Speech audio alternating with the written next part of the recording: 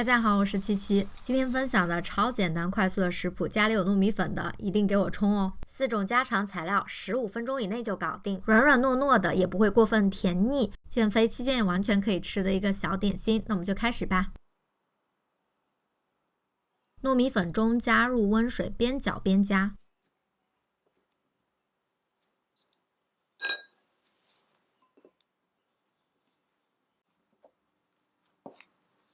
这个面团基本上是那种比较柔软，但是又不粘手的。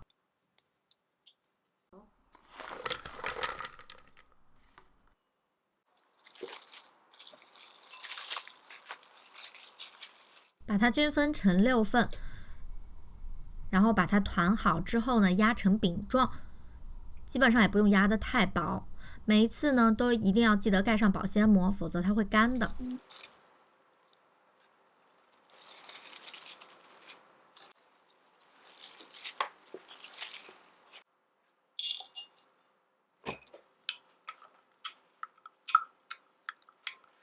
锅热之后加一点点的油，简单的煎一会儿，微微的上色就可以翻面了。